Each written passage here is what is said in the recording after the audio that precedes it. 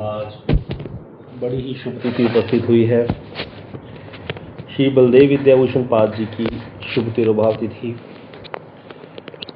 तो किसी को पता है श्री बलदेव विद्याभूषण पाद जी कौन हुए हैं, क्या अवदान है हमारी संप्रदाय में इनका?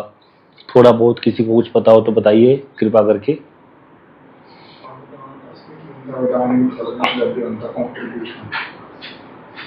हाँ जी अच्युत प्रभु जी बताइए।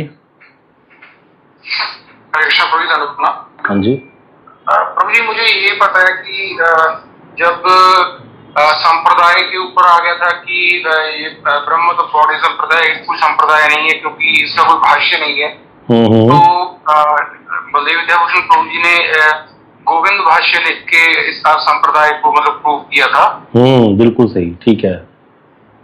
और जो ये था कि राधा कृष्ण के विग्रह के साथ मतलब कृष्ण जी के विग्रह के साथ रुक्मणी को वो करने लगे थे ना, उन्होंने राधा जी के साथ स्थापित किया था। ठीक है, बिल्कुल सही है। और हाँ जी दिनेश जी ने हैंडरेज किया था, दिनेश वेदी जी ने। तो भी आप बताएंगे कुछ?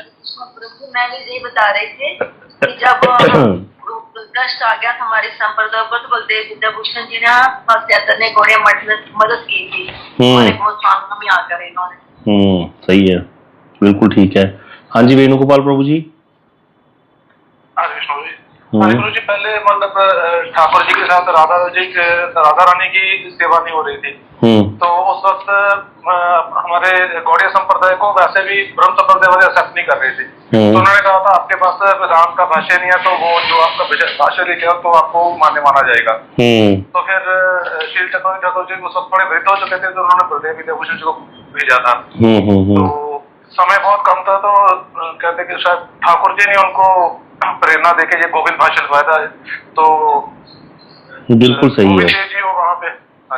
बिल्कुल सही, धन्यवाद, बहुत बहुत अच्छा बताया सबने, बिल्कुल ठीक है। तो श्री बलदेव विद्याभूषण पाद जी कौन है जिन्होंने संप्रदाय का संरक्षण किया? हरे कृष्ण। इनके कोई विग्रह पता है किसी को? इनके द्वारा सेवित विग्रह कोई किसी को जानकारी हो, कोई बता सकता है? जी इनके विग्रह है वहाँ गोकुलानंद मंदिर में है। अच्छा, गोकुलानंद जी के मंदिर में।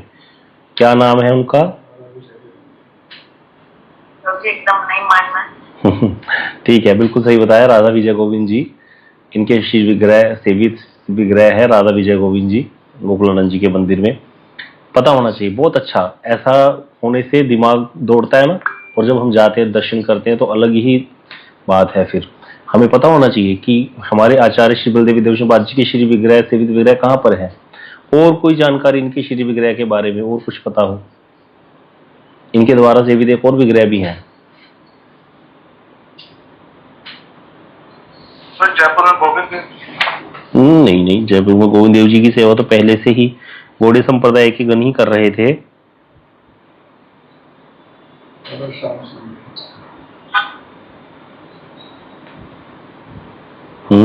बताइए, कुछ दिमाग दौड़ाइए। वृंदावन में ही है।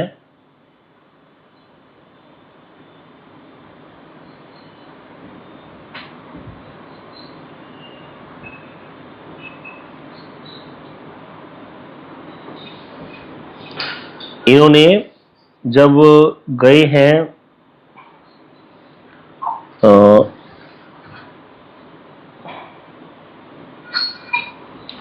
श्री विश्वनाथ चक्रवर्ती पाद जी के विग्रह भी है ना गोकुलानंद जी में।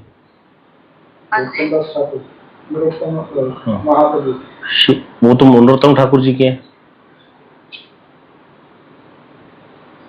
वो विश्वनाथ चक्रवर्ती पाद जी के हैं, विजय गोविंद जी बलदेव विद्याभूषण पाद जी के लिए गोकुलानंद जी के मंदिर में जो है। गलत हो गया। गोकुलानंद जी के मंदिर में जो विग्रह है वो 4 विग्रह है। राधा विनोदी लाल जी, राधा विजय गोविंद जी, राधा श्रीमन महाप्रभु जी, श्री गोकुलानंद, हाँ गोकुलानंद जी विश्वनाथ चक्रवर्ती पाद जी के हैं, श्री विजय गोविंद जी श्री बलदेव विद्याभूषण पाद जी के। ठीक है, वहां पर एक गोकुलानंद जी का मंदिर में गोकुलानंद जी का विग्रह भी है, वो श्री विश्वनाथ चक्रवर्ती पाद जी द्वारा सेवित है। ठीक है, अब आती है कथा श्री विश्वनाथ श्री बलदेव विद्याभूषण पाद जी की। तो बलदेव विद्याभूषण पाद जी का हम पूरे अच्छे से समझते हैं, बहुत ज्यादा बड़ा चरित्र नहीं है, लेकिन पता सबको कम कम है, लेकिन आप लोगों को तो बहुत पता है, क्योंकि महाराज श्री जब भी श्री राधा श्याम सुंदर जी के मंदिर में जाते हैं तो वहां पर इनकी कथा जरूर सुनाते हैं। श्याम सुंदर जी के मंदिर में इनके विग्रह हैं श्री राधा श्याम सुंदर जी, जो बड़े बड़े विग्रह हैं, जो मूल विग्रह है, बीच में दिखते हैं बड़े वाले, जो सामने जाते ही दिखते हैं राधा श्याम सुंदर जी के मंदिर में। एक तो लाला लाली है जो छोटे वाले हैं, वो नहीं, वो तो श्याम सुंदर श्यामानंद जी द्वारा सेवित है। एक और है बड़े, जो मूल सामने ही जाते दिखते हैं, जो बड़े वाले विग्रह श्याम सुंदर जी जिनका श्रृंगार होता है, वो विग्रह श्री बलदेव विद्याभूषण पाद जी नहीं बनवाए थे। क्यों बनवाए थे, तो ये सारी कथा हम आगे सुनेंगे।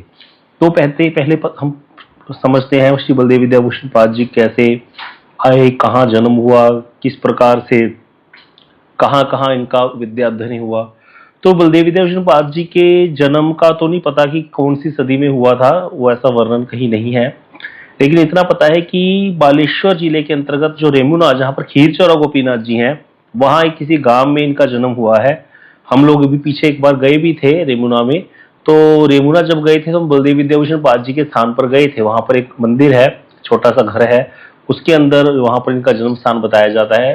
तो इस्कॉन टेम्पल है रेमुना में, वहीं पर इस्कॉन टेम्पल के पास ही श्री बलदेव विद्याभूषण पाद जी का स्थान है। तो बड़ा सुंदर स्थान है, हम गए थे वहां पर। तो बलदेव विद्याभूषण पाद जी का जन्म वहीं हुआ जहां पर खीरचौरा गोपीनाथ जी हैं। अब बताते हैं कि पहले इतना पता लगता है कि ये कब आए, ज्यादा नहीं पता, इतना पता है कि इन्होंने श्री रूप गोस्वामी पाद जी ने एक स्तवमाला ग्रंथ सिखाया, उसकी टीका लिखी है श्री बलदेव विद्याभूषण पाद जी ने। कौन से सन में लिखी है, 1764 में। तो इसका मतलब क्या है कि 1764 के बाद तक भी वो जीवित थे, और 18वीं शताब्दी में ऐसा अनुमान होता है कि ये रहे हैं 18वीं शताब्दी में। क्यों, क्योंकि जितने भी इनके लेख हैं ना, उससे पता चल जाता है कि इनका जन्म 18वीं शताब्दी में हुआ था। तो ये काफी बाद में हुए हैं हमारे आचार्यों से। अब बता रहे हैं कि वहां पर स्तवमाला की टीका से भी पता चलता है, और पता चलता है वहां की बलदेव विद्याभूषण पाद जी 1757 में प्लासी युद्ध के बाद प्रकट हुए थे। बस इतना समझ आता है, थोड़ा थोड़ा पढ़ पढ़ा के अलग अलग ग्रंथों का अध्ययन करने पर। इनके द्वारा कई ग्रंथ रचित है।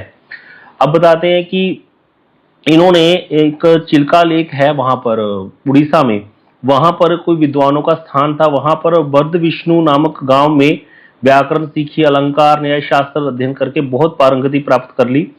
और उसके बाद फिर क्या हुआ, ये वेदांत के विभिन्न आचार्य द्वारा भाष्यों का अध्ययन करने के लिए मैसूर चले गए थे, साउथ इंडिया की तरफ। तो वहां पर इन्होंने सारे जितने भी हमारे 4 संप्रदायों के 4 आचार्य हुए हैं, उनके अलग अलग मत हैं, शुद्ध अद्वैत, द्वैत अद्वैत, विशुद्ध अद्वैत, ऐसे करके। तो वो सारे का अध्ययन किया। उस समय ये जो मध्वाचार्य जी ने सिद्धांत दिया है शुद्ध द्वैत का, उसको युक्ति समझकर, अच्छा समझ करके उसी संप्रदाय के शिष्य बन गए थे वहां पर, और तत्ववादियों के मठ में रहने लगे थे, मध्वाचार्य संप्रदाय के मठों में रहने लगे थे। फिर संन्यास ग्रहण कर लिया इन्होंने, और फिर पुरुषोत्तम क्षेत्र में आ गए हैं। पुरुषोत्तम अर्थात तो जगन्नाथपुरी में। और वहां पर इन्होंने बड़े बड़े विद्वानों के साथ शास्त्रार्थ किया, क्योंकि नॉलेज तो बहुत हो गई थी। और फिर वहां पर इन्होंने कईयों को पराजित भी किया, और बड़ी इनके पांडित्य की प्रतिभा सब और फैल गई। फिर क्या हुआ कि इनका एक बार मिलना हुआ श्री राधा दामोदर नाम के एक संत से। वो कान्याकुब्ज देश में रहते थे, और वहां पर उन्होंने उन संत से, राधा दामोदर जी से, एक श्री जीव गोस्वामी पाद जी ने षड संदर्भ लिखा है, भक्ति संदर्भ, कर्म संदर्भ, ऐसे षड संदर्भ लिखा है, 6 संदर्भ लिखे हैं अभी जीव गोस्वामी पाद जी। उसमें सब कुछ आ जाता है। ये जिसको ये षड संदर्भ समझ में आ गया तो मतलब सारी थ्योरी समझ आ जाती है उसको। तो वो षड संदर्भ का बहुत सूक्ष्मता से इन्होंने अध्ययन किया। राधा दामोदर जी हमारे संप्रदाय के ग्रंथ हैं षड संदर्भ। तो जीव गोस्वामी पाद जी ने इसको जो है, इसकी बहुत सुंदर टीका की है। तो वहां पर षड संदर्भ जब इन्होंने पढ़ा, तो तब इनको समझ में आया कि गौड़िया जो वैष्णव धर्म है उसकी कितनी सर्वोत्तमता है, कितना ज्यादा यहाँ पर सूक्ष्म विचार है गौड़िया संप्रदाय में। तो ये फिर क्या किया इनका, तब से ये राधा दामोदर जो जी थे, जिनसे वो संत थे, उनके शिष्य बन गए, और इस तरह से ये गौड़िया संप्रदाय में आ गए। मतलब पहले मध्व संप्रदाय में दीक्षित हुए। मध्व संप्रदाय भी गौड़िया संप्रदाय का ही, गौड़िया संप्रदाय मध्व संप्रदाय से ही एक ब्रांच मान लो, लेकिन उनका मत थोड़ा हमसे अलग हो जाता है, क्योंकि हमारे यहाँ पर राधा कृष्ण की उपासना है और वो दधि मंथन गोपाल की उपासना करते हैं। तो इसीलिए वहां से ये हमारी जो गौड़िया संप्रदाय है उसमें दीक्षित हो गए थे। आज हम जैसे दिन में भी चर्चा कर रहे थे कि नरोत्तम ठाकुर जी ने क्या कीर्तन गाए कि हरिहरि की मोर कर्म गति मंद, ब्रजे राधा कृष्ण पद ना सेवीनु तिलाद, ना भुजीनु रागेर संबंध, कि ब्रज में राधा कृष्ण का प्रेम का संबंध क्या है उसको जान ही नहीं पाया मैं, कैसी मेरे कर्मों की गति है। तो जब तक राधा कृष्ण युगल की उपासना कोई जीव ना करे, उनको उनके प्रेम को ना समझे, तो क्या ही भजन करेगा। ऐसे तो फिर भजन में तो कोई भी कितना भी भजन करे उसका फल तो उसको मिल ही जाएगा। जैसे आज हमने डिस्कस किया था शाम को, भैया गुड़ किसी को मीठा पसंद है वो तो गुड़ भी खा लेगा, लड्डू भी खा लेगा, लेकिन एक्चुअल में उसको अपनी पसंद जो है वो रसमलाई है। तो अगर उसको कोई व्यक्ति रसमलाई दे तो वो कितना खुश होगा, और उतना खुश होकर के उसको क्या प्रदान कर सकता है वो। इसी प्रकार भगवान जो है उनको सभी भक्त पसंद है अपने, ये नहीं कि भगवान किसी भी भक्त को जो है इग्नोर करते हैं या उसको जो है वैसे स्वीकार नहीं करते। भगवान के लिए सारे ही उनके भक्त स्वीकार्य हैं, चाहे वो दास्य रस का है, चाहे शांत रस का है, चाहे सख्या रस का है, चाहे वात्सल्य रस का है। लेकिन मधुर भाव में जो गोपियां जो कृष्ण की सेवा करती हैं वो सर्वोत्तम है, और उसमें राधा जी का जो भाव है उसका तो कहना ही क्या, जिसके प्रति कृष्ण भी लालायित हो गए। तो गौड़ीय संप्रदाय में ये रस का विचार है, और उस विचार में भी बहुत सूक्ष्म विचार जाकर के पता चलता है कि भक्ति किसको कहते हैं। तो वो चीजें समझ में आई श्री बलदेव विद्याभूषण जी को आकर के श्री राधा दामोदर जी से, जो कि गौड़ीय संत थे। अब हम समझते हैं कि इनकी क्या परंपरा है, गुरु परंपरा होती है ना, जैसे हमारे गुरु जी श्री नारायण गोसाई महाराज जी, कईयों के श्री भक्ति भारती गोस्वामी, तो उनके गुरुदेव श्री भक्ति माधव गोसाई महाराज जी, उनके गुरुदेव श्रीला भक्ति सरस्वती प्रभुपाद जी, उनके गुरुदेव, फिर ऐसे करते करते भगवान कृष्ण आ जाते हैं। तो ऐसे ही इनकी जो संप्रदाय है उसका जो विचार है परंपरा का, गुरु परंपरा का, तो नित्यानंद प्रभु जो है उनकी परंपरा है, इनकी शाखा।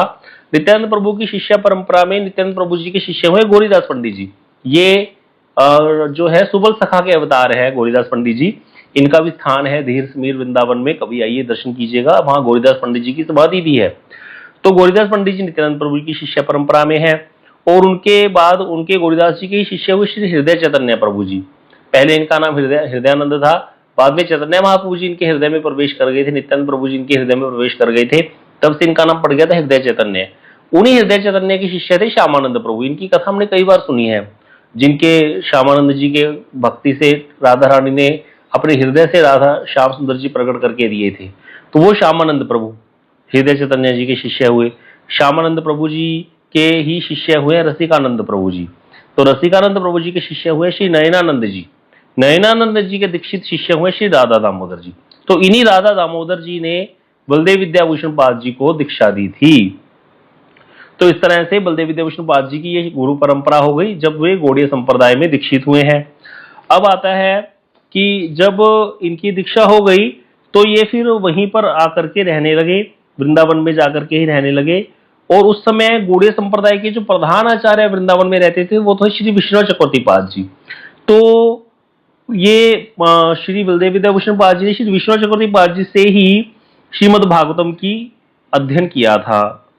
और श्री बलदेव विद्याभूषण जी ने पीताम्बर दास नाम के एक संत थे हमारे आचार्य, उनसे भक्ति शास्त्र का अध्ययन किया था। तो ये इनके शिक्षा गुरु हो गए। अब आप देखो, हम लोग रोज परंपरा गाते हैं, गुरु परंपरा। हम क्या गाते हैं गुरु परंपरा में? विश्वनाथ भक्त साथ बलदेव जगन्नाथ, तार प्रिय श्री भक्ति विनोद, महाभागवतवर श्री गौर किशोरवर, हरि भज नेते जार मोद। हम गाते हैं ना रोज। तो जो हम बोलते हैं विश्वनाथ भक्त साथ बलदेव जगन्नाथ, तो विश्वनाथ भक्त साथ तो श्री विष्णु चक्रवर्ती पाद जी, उन भक्तों के साथ श्री बलदेव विद्याभूषण पाद जी, श्री जगन्नाथ दास बाबा जी महाराज जी, तार प्रिय श्री भक्ति विनोद। जगन्नाथ दास बाबा जी महाराज जी की शिष्य नहीं है भक्ति विनोद ठाकुर जी देखा जाए, लेकिन दोनों प्रकार की गुरु परंपरा है हमारे यहाँ। गुरु परंपरा में दोनों प्रकार का संबंध है, एक तो जो दीक्षा के हिसाब से भी, और एक जो भाव से गुरु, भागवत परंपरा जिसको बोलते हैं। भागवत परंपरा अर्थात शिक्षा गुरु वाले, जिनसे शिक्षा ग्रहण करी, उस परंपरा को भी माना जाएगा। सिर्फ दीक्षा गुरु ही ओनली गुरु नहीं होते, जिनसे हमने शिक्षा ग्रहण की है अगर वो भी योग्य है तो उनका भी नाम आ सकता है गुरु परंपरा में। ऐसा कोई नियम नहीं है। यह चीज शिला जो हमारी गुरु परंपरा है उसके अनुसार पता चलता है, क्योंकि श्री भक्तिविनोद ठाकुर जी के दीक्षा गुरु तो विपिन बिहारी जी थे, लेकिन उनका नाम तो कहीं आता ही नहीं विपिन चंद्र जी का। श्री भक्तिविनोद ठाकुर जी के गुरुवर का नाम में तो जगन्नाथ दास बाबा जी का नाम आता है, और जगन्नाथ दास बाबा जी महाराज ने तो दीक्षा दी ही नहीं भक्तिविनोद ठाकुर जी को।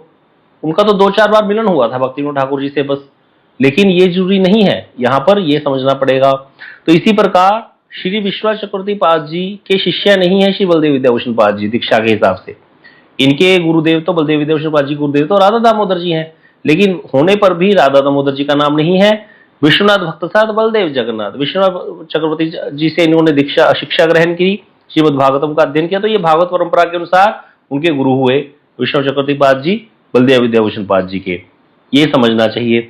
तो इस तरह से कहते श्री बलदेव विद्याभूषण पाद जी यहाँ पर वृंदावन में रहते थे और यहाँ बहुत भजन किया और विश्वनाथ चक्रवर्ती पाद जी के पास ही रहते थे। उसी समय क्या हुआ, जयपुर में एक ऐतिहासिक घटना घटी जो अभी आप सब लोग बता रहे थे, जिसके कारण से बलदेव विद्याभूषण पाद जी का नाम अमर हो गया हमारी संप्रदाय में और महान पंडित और आचार्य के रूप में चारों ओर इनकी ख्याति फैल गई। तो गोविंद देव जी के मंदिर में क्या हुआ था, एक बार विचार हुआ कि गोविंद देव जी जो है वहां पर गोविंद देव जी की सेवा, जब से गोविंद देव जी गए थे वृंदावन से कहां पर, जयपुर में, तो जयपुर में जय सिंह राजा था, उसके सामने ये तर्क रख दिया कि गोविंद देव जी की सेवा में जो सेविक होने चाहिए वो 4 संप्रदाय से होने चाहिए और जो ये गौड़िया संप्रदाय के जो वैष्णव है, गौड़िया वैष्णवगण, ये 4 संप्रदाय के अंतर्गत नहीं है, क्योंकि 4 संप्रदाय है, रामानुज संप्रदाय, मध्वाचार्य संप्रदाय, विष्णु स्वामी संप्रदाय और निम्बादिता संप्रदाय। चैतन्य संप्रदाय नाम का कोई संप्रदाय नहीं है। असंप्रदायी लोग जो है ठाकुर जी की सेवा नहीं कर सकते, अधिकारी नहीं हो सकते। इसीलिए जहां पर भी वृंदावन में और अन्य अन्य जगह पर, जयपुर इत्यादि में जहां पर भी गौड़िया वैष्णव सेवा कर रहे हैं उनको सेवा से च्युत कर दिया जाएगा, ऐसा विचार रख दिया। कहां पर किन्होंने रख दिया, जयपुर में एक जगह है गलिता घाटी, जहां पर गालव नाम के ऋषि ने तपस्या करी है। आज भी बड़ा सुंदर स्थान है, वहां पर एक गंगा नदी बहती है, गालव ऋषि के तपस्या से वहां गंगा जी प्रकट हुई थी।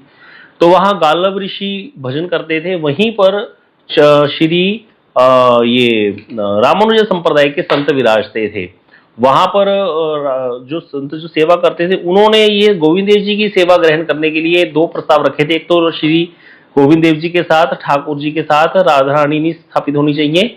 किनकी स्थापना होनी चाहिए, श्री रुक्मिणी जी की। कहते क्योंकि रुक्मिणी जी जो है वो कृष्ण की जो है वैलिड वैध पत्नी है शास्त्र के हिसाब से, क्योंकि भागवत में तो कहीं वर्णन नहीं आता राधा और कृष्ण के विवाह का। तो राधा जी कैसे कृष्ण के साथ विराजमान कर दी इन्होंने, कृष्ण के साथ तो रुक्मिणी आएंगी।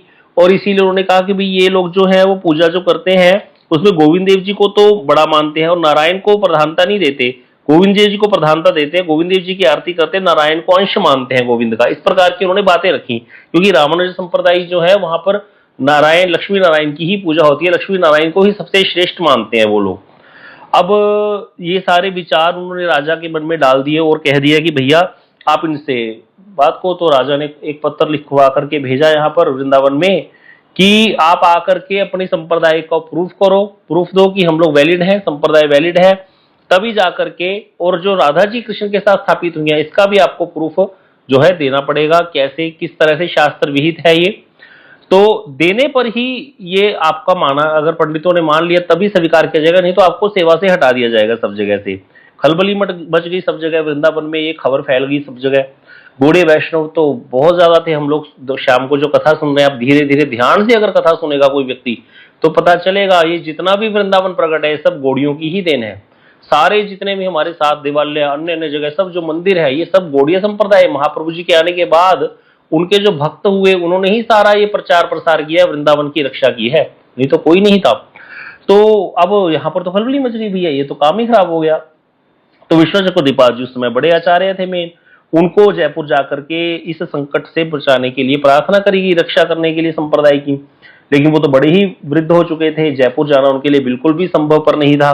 तो बलदेव विद्याभूषण पाद जी को भेजा गया, उन्होंने कहा तुम मेरे प्रतिनिधित्व बन करके जाओ वहां पर और वहां पर जाकर के संभाल करो इस जगह की। तो जयपुर में वहां पहुंचे हैं श्री बलदेव विद्याभूषण पाद जी। गलता घाटी में इस पंडितों की सभा लगी और वहां पर उन्होंने समझाया कि भैया ऐसा कुछ नहीं है, चैतन्य जो संप्रदाय है गौड़ी संप्रदाय ये मधु संप्रदाय की अंतर्गत है, बस वहां पर थोड़ा उपासना का भेद है। और जैसे कि रामानंदी संप्रदाय रामानुज संप्रदाय में लक्ष्मी नारायण की उपासना है, रामानंदी संप्रदाय में सीताराम जी की उपासना है, तो वो उसी का ही पार्ट एंड पार्सल है। तो चैतन्य संप्रदाय को जो है उन्होंने समझाया कैसे कि महाप्रभु जी ने अलग से व्याख्या नहीं दी। जो कोई भी संप्रदाय तभी मान्य होती है जब उसकी श्रीमद् भागवतम पे टीका हो और भाष्य हो, वेदांत सूत्र पर भाष्य हो, और तो तब माना जाता है। ब्रह्म सूत्र पे उपनिषद और गीता के भाष्य हो ये तीन प्रस्थान त्रयी इसको बोलते हैं। उपनिषद, गीता और ब्रह्मसूत्र तीनों पर अगर भाष्य हो तभी किसी संप्रदाय को मान्य माना जाता है। तो फिर श्री बलदेव विद्याभूषण पाद जी ने कहा, देखो चैतन्य महाप्रभु जी ने श्रीमद् भागवतम को ही ब्रह्मसूत्र का भाष्य कहा है। आप जो कह रहे हो ब्रह्मसूत्र क्या है, किसी को पता है ब्रह्मसूत्र क्या है? पहले तो यही नहीं पता होगा, बताइए किसी को पता है अगर ब्रह्मसूत्र क्या है?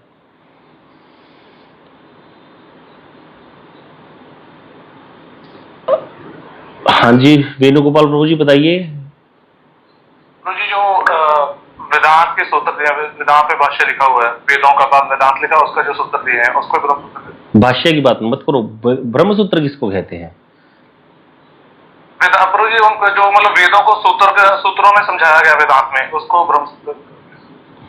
वेद अलग है, वेदांत अलग है, ब्रह्मसूत्र अलग है। वेद अलग है प्रभु जी, वेद 4 है, ठीक है, 4 वेद है, 4 उपवेद है। वेदांत क्या है? उपनिषद है, जो 108 उपनिषद को वेदांत बोलते हैं। वेदांत की बात क्यों पड़ी? वेदों में कैसी श्लोक है, समझो इसको, सारी चीजों को, नहीं तो प्रश्न किया करो, ये जरूरी है सबको समझना और बच्चों को भी सिखाओ ये चीज।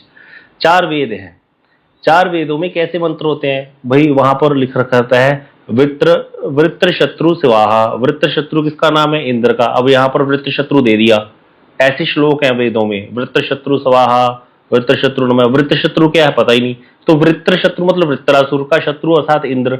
अब वृत्रासुर कौन था? इंद्र का शत्रु क्यों बोला गया उसको? इसकी कथा आएगी उपनिषद में, उसको बोलते हैं वेदांत, जहां पर वेद का अंत हो जाता है। तो वहां पर वेदांत में क्या है? उपनिषद है। उपनिषद था जहां पर वो सारे सूत्र, जो सारे नाम दिए गए हैं वेदों में, उन नामों की जो सूची है, उनके रिलेटेड बातें हैं, वो हमें उपनिषदों में प्राप्त होती है। उपनिषद है 108, तो वेद 4 हैं, उपनिषद 108 हैं। उपनिषद को बोलते हैं वेदांत। अब आती है वेदांत सूत्र या ब्रह्म सूत्र, वो क्या है? अब इतने सारे वेद हैं, 4 वेद, उनमें कितने सारे श्लोक हैं, उनमें से कुछ सूत्र निकाल लिए गए। मुख्य सूत्र था फॉर्मूला, जैसे a + b का whole square is equal to a² + b² + 2ab। तो ये एक सूत्र है, एक फॉर्मूला है मैथमेटिक्स का। इसी प्रकार अलग अलग फॉर्मूलेज होते हैं, a + b का whole cube is equal to a³ + b³ + 3 × ab × जो भी होता है। तो ये सारे फॉर्मूलाज हैं। अब इन्हीं फॉर्मूलाज पर मैथ का विस्तार हो जाता है फिर। तो इसी प्रकार वेदों में से कुछ फॉर्मूले सूत्र ले लिए गए, जिनको बोला जाता है वेदांत सूत्र, जो कि 550 हैं। कैसे? जैसे मैं आपको 2-3 सूत्र बोलता हूं। पहला सूत्र है जन्मादस्य यत, जिससे सृष्टि स्थिति और प्रलय होती है। अब ये एक सूत्र है भाई, ये कौन है? फिर उसकी व्याख्या होगी, उसके लिए वेद और उपनिषदों का सहारा लेना पड़ेगा कि जन्मादस्य यत कौन है भाई, जिससे सृष्टि स्थिति और प्रलय होती है, वो कौन है? दूसरा श्लोक है अथातो ब्रह्म जिज्ञासा, है कि ब्रह्म की जिज्ञासा करो, है ना। तो इस तरह से कई सूत्र हैं, वो सूत्र ले लेकर के 550 सूत्र निकाल लिए गए, उसको बोलते हैं ब्रह्म सूत्र या वेदांत सूत्र। 550 या 55 है, ऐसे कुछ हैं। तो उनकी जो टीका जो कोई देगा उसको कहते हैं, वो संप्रदाय मानी जाती है। तो श्री बलदेव विद्याभूषण पाद जी ने कहा कि महाप्रभु जी ने तो श्रीमद् भागवतम को ही ब्रह्मसूत्र का भाष्य माना है। ये छोटी मोटी बात नहीं है। इस सारी बात पे जो भी ये बोली ना श्री बलदेव विद्याभूषण पाद जी ने कि श्रीमद् भागवतम ही ब्रह्मसूत्र का भाष्य है, महाप्रभु जी ने बोला था, अलग भाष्य की जरूरत क्या है। अब देखो हमारे गुरु वर्ग कैसे हैं, आप लोग कितने धन्य हो जो श्री श्रीधर महाराज जी के अनुगत्य में हो। श्रीधर महाराज जी के गुरुदेव कौन है? श्री भक्ति श्री रूप सिद्धांति गोसाई महाराज जी। प्रभुपाद जी के मन में इच्छा थी कि कोई व्यक्ति ऐसा हो जो ब्रह्मसूत्र के जो भाष्य है वेदांत भागवत को कहां क्यों बोल दिया गया ब्रह्मसूत्र का भाष्य, तो वहां पर ब्रह्मसूत्र का जो अथातो ब्रह्म जिज्ञासा जो सूत्र है, इसकी व्याख्या मद् भागवत में कहां है, ये श्लोक चाहिए मुझे। तो वो कार्य किया था आप लोगों के परम गुरुदेव ने। कितनी बड़ी बात है, कितने महान आचार्य हुए हैं श्रील भक्ति श्री रूप सिद्धांति गोसाई महाराज जी, जिन्होंने वो सारे जो ब्रह्मसूत्र के जो भाष्य जिसको श्रीमद् भागवतम बोला गया उसकी व्याख्या दी थी। आज भी वो ग्रंथ है, हम पढ़ेंगे कभी समय मिला, बहुत इच्छा होती है पढ़ने की, लेकिन क्या करें, समय का बड़ा अभाव है और कामनाएं भी बड़ी ज्यादा है हमारी, क्या करें। लेकिन बहुत कुछ है हमारे पास, इतना कुछ है, कुछ चिंता भी नहीं कर सकते हम। तो इसीलिए श्रीला भक्ति श्री रूप सिद्धांति गोसाई महाराज जी जैसा कोई नहीं हो सकता। और आपके गुरुदेव, आप कहोगे कि क्या आपके गुरुदेव को कुछ नहीं आता? श्रीधर महाराज जी जो उनके शिष्य है, उनको सारी चीजें पता है ये, लेकिन कभी आपने सुनी भी नहीं होगी उनसे ये बातें। वो बस जो भी मिलते, हरिनाम कितना करते हो, माला किया करो, हाँ, क्योंकि उनको पता है हमारा कितना अधिकार है। उस हिसाब से फिर बोल देते हैं कि कथा सुना करो, ताकि तुम लोगों को धीरे धीरे ये सब चीजें समझ में आ जाएंगी। एक दिन में आकर के वही सारी व्याख्या करने लगेंगे तो हमारे तो सर से ऊपर निकलने लग जाएगा सारा कुछ। होता क्या है, ये पहले हमें यही नहीं पता वेद, वेदांत और ब्रह्म सूत्र में अंतर क्या है। तो इसको नोट कर लो, वेद क्या है, वेदांत क्या है और ब्रह्म सूत्र क्या है, ये हमें पता होना चाहिए।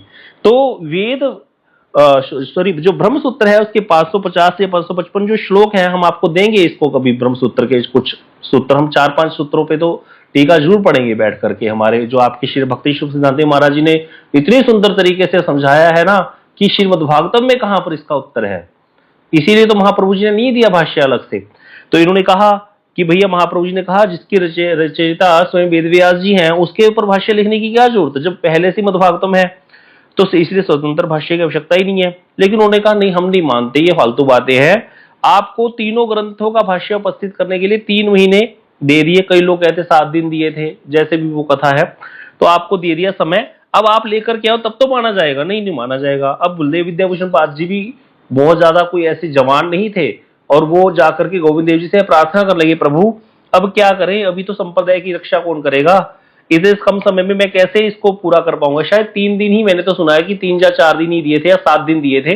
तो भगवान महाप्रभु जो गोविंद देव जी उन्होंने रात्रि में सपन दिया, कहते कोई चिंता मत करो, तुम शुरू करो कार्य, मैं तुम्हारी सहायता करूंगा।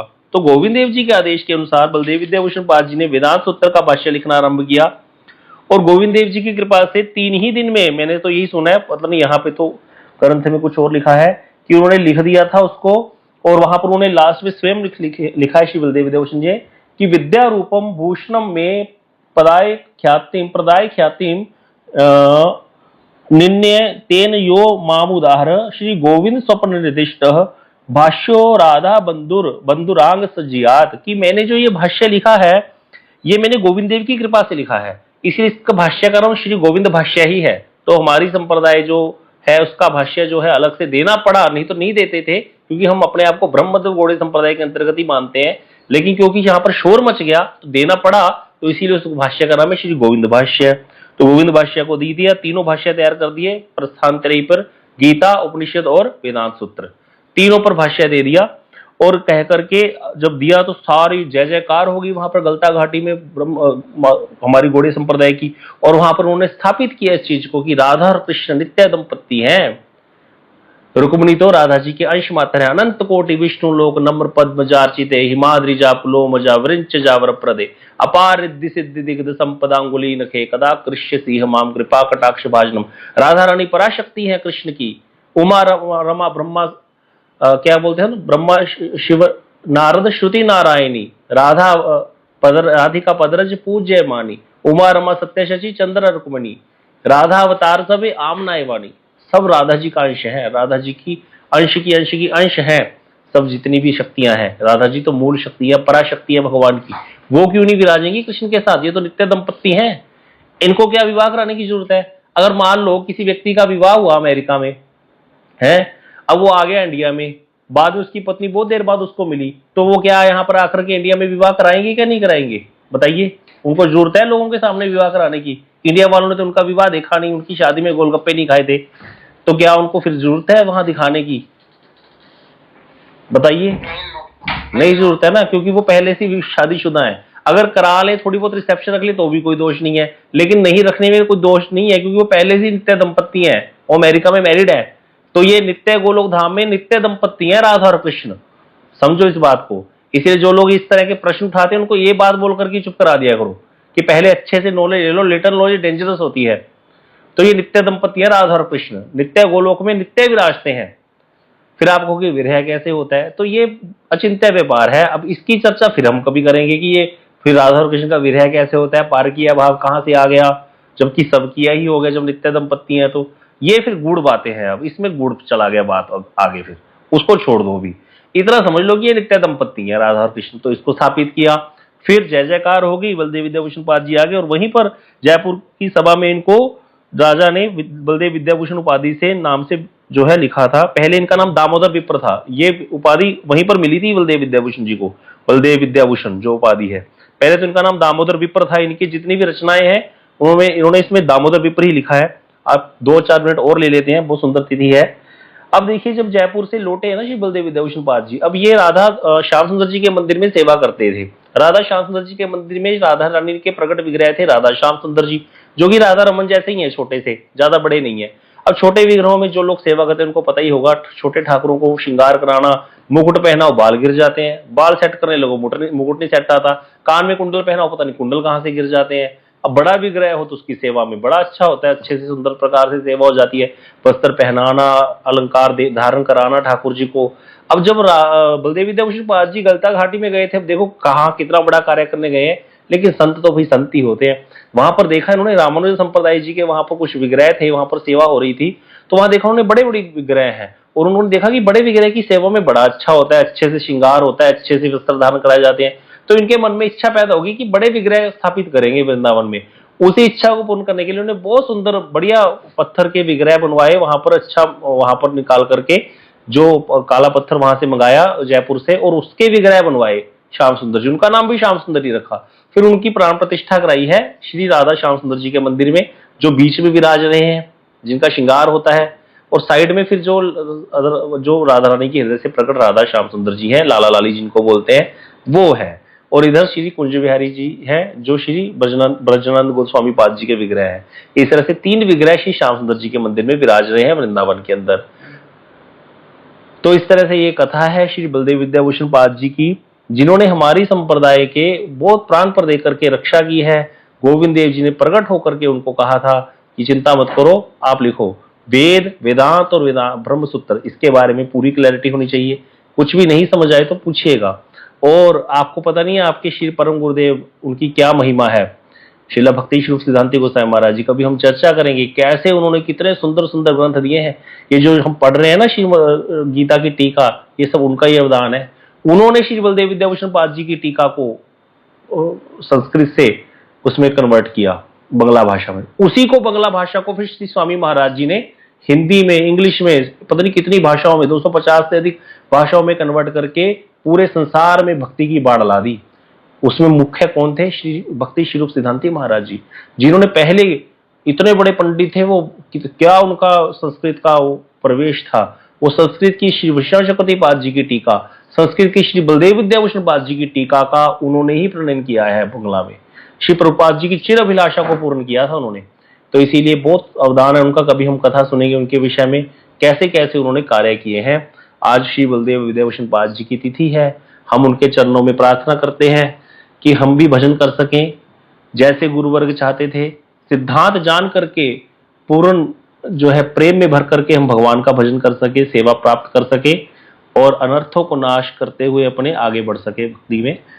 गौर प्रेमानंदे हरि हरि।